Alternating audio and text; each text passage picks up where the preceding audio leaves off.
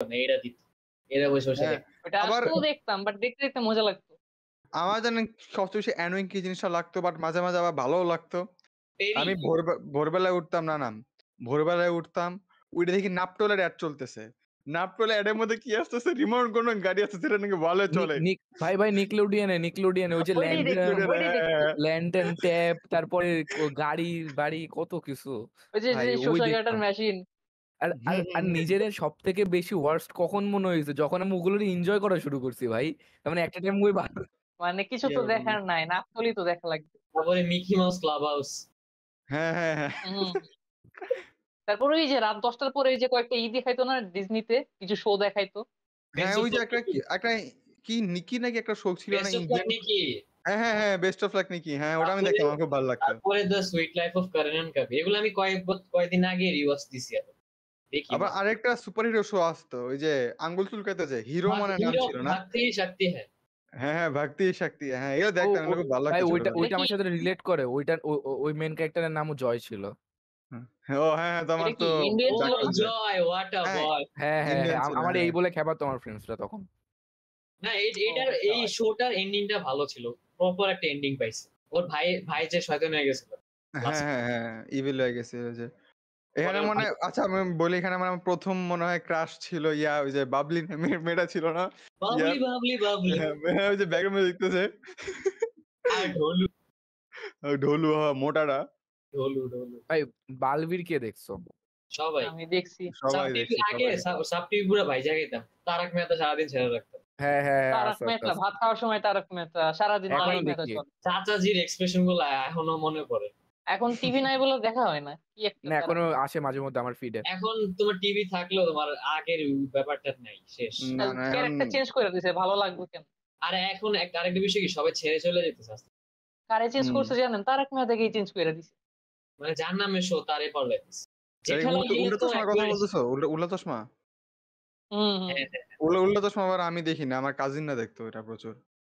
তুমি পুরান গুলো দেখো একদম ওজি এপিসোড, আস্তে আস্তে কান্না করে দেখো। কোনো একটা ভালগার কথা নাই, কোনো গালি নাই।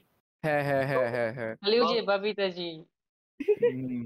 না এটা খালি জানি না। ইনসাইড জোক গুলা জানি। তো ওরা বাপিতা জেনের একটা হট টপিক, জেঠালালের ছেলে বিয়ে করে নিছে।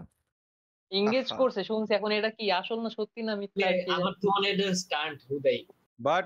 বাট এরকম রিয়াল লাইফ শো গুলার মধ্যে সবচেয়ে বেস্ট ছিল প্যাও প্যাও প্যাও প্যাও প্যাও সিআইডি। ভাই কি মনে করো এলা? সিআইডি যে কেমনে করে দেখছি সিআইডি আচ্ছা সিআইডি তোমার সবচেয়ে বড় একদম কি বলে থাইমা যাওয়ার একটা মোমেন্ট ছিল ওই যে ডন যখন আসে। হ্যাঁ মানে আমি পুরো স্টান ছিলাম যে সবাই মরে গেছে, এখন কেমনে কি একটা ব্রেকে চলে গেছিল ওরা। হ্যাঁ। কয়েক উইকে ওরা ইয়াদ দেয় না। আমি বলি কি হলো, সিআইডি শেষ হলো, সব মরে গেল। এটা আবার কেমন সিস্টেম? তারপর এটা পার্ট 2 আসে না? টু বলতে ওরা সব বেঁচে গেছে, পিছনের দরজাতে সব বেরিয়ে গেছে। সিআইডি আর ক্রাইম পেট্রোল নিয়ে আমার একটা রয়েছে, মজার একটা ফ্যাক্ট রয়েছে। তার মানে একটা টাইমে আমাদের বাসায় কি সিস্টেম, কোনো কিছু যদি চলতো না একটা এরা চলতো, ঠিক আছে, যে এই টাইমে এইগুলা চলতেই রয়েছে। তো একটা টাইমে আমাদের একটা জিনিস বাসায় চিন্তা সিআইডি। করো, এই শো গুলো কিন্তু হিউজ, অনেক বড়। হুম হ্যাঁ অনেক বড় আর আমরা এগুলা প্রচুর। সারাক্ষণ দেখার টাইম পেতাম, হুম চলতেই থাকতো। আর হচ্ছে আহাট ও ভাই ভাই ওটা এটার তো কথা বাদ দেন। ছোটবেলায় আমাকে এমন আমি বলি হাটের সাথে আমার খুব ফানি স্টোরি আছে। তো আমি ছোটবেলায় আমাদের এলইডি টিভি ছিল না। আমরা সিআরটি টিভিতে দেখতাম আরকি। আহাট দেখতাম।